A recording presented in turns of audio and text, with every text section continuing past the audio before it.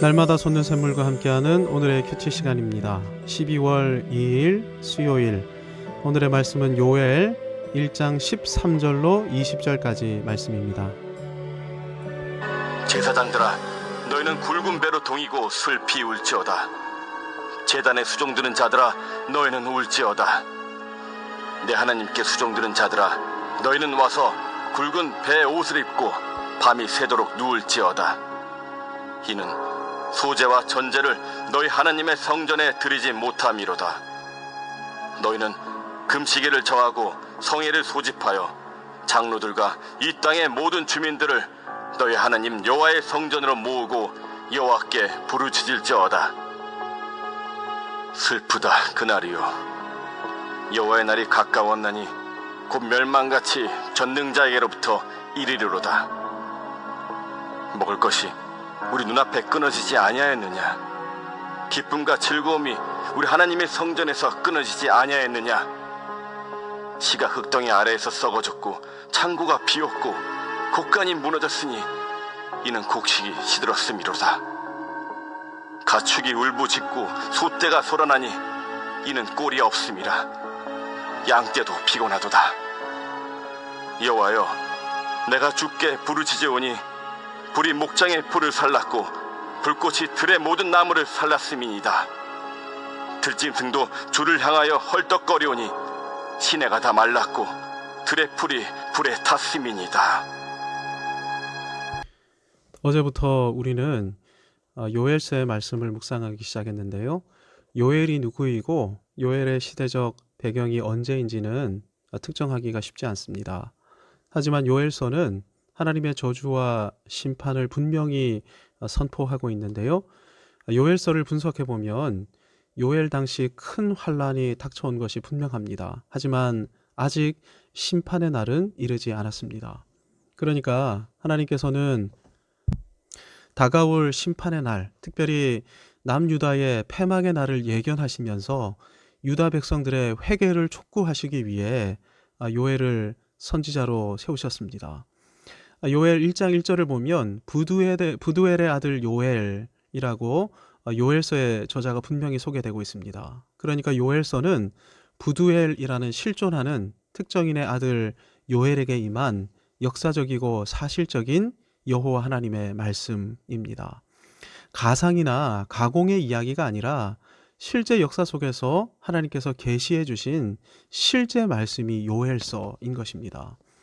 요엘은 당시 유다에 닥친 문제를 보고 그 문제를 해석했고, 그 해석을 바탕으로 유다 백성들이 이제 어떻게 해야 하는지에 대한 메시지를 전달했는데, 이 해석과 메시지가 누구의 해석이며 메시지였습니까? 히브리어 성경으로 보면 요엘 1장 1절이 이렇게 시작됩니다. 더바르 야훼, 여호와의 말씀이라는 것입니다. 요엘의 해석과 메시지가 단순히 요엘 개인의 해석과 메시지가 아니라 여호와의 말씀이었다는 것입니다. 우리는 오늘날 우리에게 닥친 다양한 문제를 바르게 해석해낼 줄 알아야 합니다. 해석을 어떻게 하느냐에 따라 우리의 처신이나 선택, 행동 양식이 달라지게 돼 있습니다. 잘못 해석하면 잘못 살게 되는 것이고, 바르게 해석하면 하나님이 원하시는 대로 살 수 있게 되는 것이죠. 요엘이 당시 상황을 해석했던 기준이 있습니다. 요엘 1장 1절을 히브리어로 읽으면 더바르 야훼 아쉐르 하야 엘 요엘 벤 퍼투엘입니다. 여호와의 말씀, 퍼투엘의 아들 요엘에게 임한. 여기서 중요한 신명, 하나님의 이름이 등장하죠. 더바르 야훼, 여호와의 말씀. 요엘은 여호와 하나님의 이름으로부터 요엘서를 시작하고 있습니다. 여호와가 어떤 이름입니까? 이스라엘 백성과 언약을 체결하실 때 사용하셨던 언약의 이름입니다. 그러니까 하나님의 공식 이름이 야훼, 여호와인 것인데요. 이런 의미에서 요엘이라는 이름은 굉장히 의미심장한 이름입니다. 요엘, 여호와가 하나님이시다. 하나님이 어떤 분이신지 요엘의 아버지 퍼투엘이라는 이름이 말해줍니다. 퍼투엘이라는 말은 파타와 엘의 합성어인데요. 파타가 영어로 하면 spacious, 우리말로 하면 광대함을 의미합니다. 파타엘, 광대하신 하나님. 퍼투엘이라는 말은 하나님은 광대하시다를 뜻합니다. 광대하신 그 하나님 여호와께서는 이스라엘 백성과 언약을 체결해 주신 언약의 하나님이시죠. 우리는 신명기 28장과 32장을 보면서 언약적 축복과 언약적 저주에 대해 묵상한 바 있습니다. 신명기 33장을 통해 궁극적으로 이스라엘과 우리를 언약 백성으로 부르신 목적이 축복하시기 위해 복의 근원으로 축복의 통로로 들어쓰시기 위함임을 생각했었는데요. 어떻게 이스라엘과 우리를 복의 근원으로 들어쓰십니까? 우리를 율법의 말씀으로 인도하시는 것을 통해서이죠. 율법을 지키고 그 말씀을 따라 살면 우리는 언약적 축복 가운데 복의 통로로, 복의 근원으로 살아갈 수 있게 됩니다. 하지만 하나님을 떠나고 율법의 길을 내팽개치면 더 이상 복으로 살 수 없습니다. 그래서 여호와 하나님께서 우리를 복의 길로 인도하시기 위해 언약적 저주를 허락하시는 것인데요. 언약적 저주가 임하는 것을 보며 회개하고 돌이켜 다시 율법의 길로, 다시 복된 길로 돌이킬 것을 여호와 하나님께서 촉구하고 계시는 것입니다. 요엘은 신명기 28장과 32장을 기준으로 삼아서 요엘 당시의 역사적 사건들을 해석하고 있습니다. 요엘 당시에 메뚜기 재앙이 임했습니다. 수억 수십억 마리의 메뚜기 떼가 남유다로 날아와 모든 곡물과 나무와 과실들을 남김없이 먹어치워 버렸습니다. 얼마나 완벽하게 싹쓸이했던지 먹을 것이 하나도 없게 되었고 하나님 앞에 소재로 바칠 곡식조차 하나도 남아있지 않게 되었습니다. 한마디로 절망적인 상황이 도래하게 된 것인데요. 요엘이 이 사건을 무엇으로 해석하고 있습니까? 언약적 저주로 해석하고 있는 것입니다. 하나님의 언약 백성인 유다가 여호와의 율법을 버리고 여호와를 떠나 우상을 섬기며 다른 길을 걷고 있기에 이 언약적 저주, 하나님으로부터 말미암는 재앙이 임했다는 것입니다. 그래서 요엘은 메뚜기 때의 저주와 재앙 앞에서 담대하게 선포할 수 있었습니다. 본문 13절과 14절에서 이렇게 선포합니다. 제사장들아 레위인들아 굵은 베옷을 입고 회개하라. 너희만 회개하고 끝나지 말고 장로들과 유다 온 백성을 성전으로 불러 모아 금식일을 선포하며 공적으로 회개하여라. 요엘은 이 언약적 저주는 서막에 불과하다는 사실을 분명하게 이야기합니다. 15절을 보시기 바랍니다. 슬프다 그날이여 여호와의 날이 가까운 날이 곧 멸망같이 전능자에게로부터 이르리로다. 여호와의 날이란 신명기에서 예언한 이방 민족에게 포로로 끌려가게 되는 날입니다.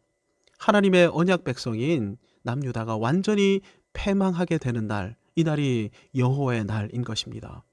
이 말은 아직 유다에게 여호와의 날이 임하지 않았다는 것입니다.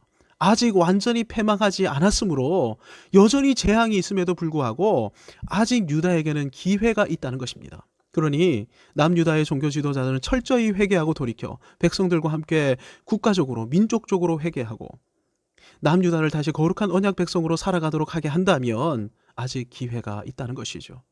그런데 역사적으로 남유다가 돌이켰을까요? 돌이키지 않았을까요? 돌이키지 않았습니다. 이 말은 요엘의 역사 해석과 메시지에 동의한 종교 지도자들이 거의 없었다는 것입니다.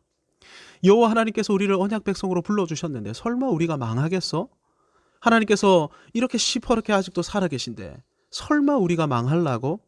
종교 지도자들 상당수가 여전히 이런 식으로 낙관하고 있었던 것입니다. 유다의 종교 지도자들 대부분이 시대적 징조를 분별하지 못하는 근시안적인 지도자들이었던 것이죠. 소경이 소경을 인도하고 있었던 것입니다. 더군다나 잘 아시는 것처럼 거짓 선지자들은 여전히 평안하다 이렇게 평안만을 남발하고 있었습니다. 하지만 평안하다 하나 평안이 없도다. 참된 평안은 존재하지 않았습니다. 예나 지금이나 거짓 선지자들은 그저 자기 생존만 보장된다면 평안하다를 남발하며 살 준비가 돼 있습니다. 그래서 신자들을 달래고 위로하면서 신자들이 주는 답례품으로 자기 생활만 영위하면 된다고 생각하는 것이죠. 그러니 회개하고 돌이켜야 할 시기임에도 회개는커녕 도리어 세상 사회에 뭐 그리 관심을 가지냐, 하나님만 바라보고 평안하라, 거짓된 메시지로 성도들을 기만하면서 공멸의 길로, 언약적 심판의 길로 함께 나아가고 있었던 것입니다. 예나 지금이나 이런 일이 동일합니다. 지금 우리는 역사적으로 한 번도 겪어보지 못했던 코로나라는 완전히 새로운 위기에 직면해 있습니다.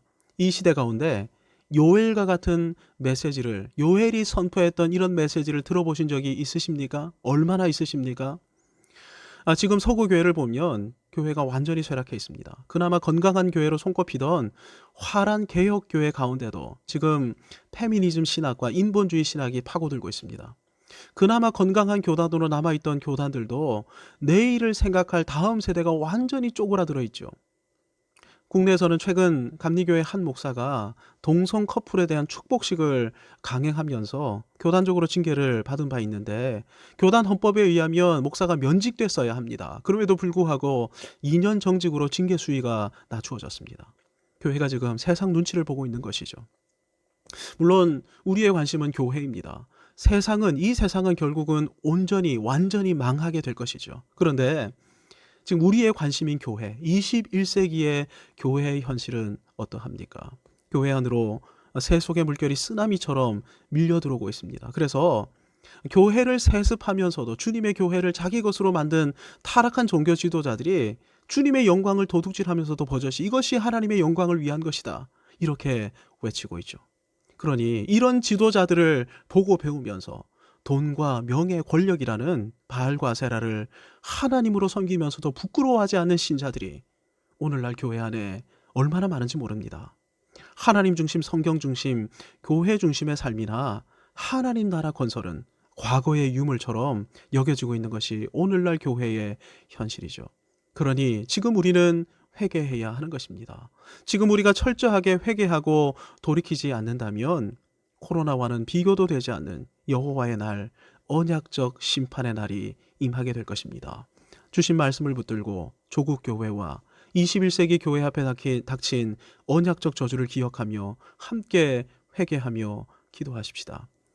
나아가 교회가 엎드려 회개할 때 이 땅을 고쳐달라고 함께 구하며 기도하십시다. 하나님 아버지, 주신 말씀을 붙들고 하나님의 얼굴을 구하며 겸손히 엎드려 저희들 회개하기 원합니다. 저희들이 회개하며 엎드려 기도할 때 주께서 이 저주를, 이 재앙을 거두어 주시고 우리 가운데 놀라운 회복을 시행하실 것을 믿고 기대합니다. 더 많은 주의 백성들 엎드려 회개하게 하여 주시고 이 회개 가운데 주께서 역사하여 주옵소서. 예수님의 이름으로 기도하옵나이다. 아멘.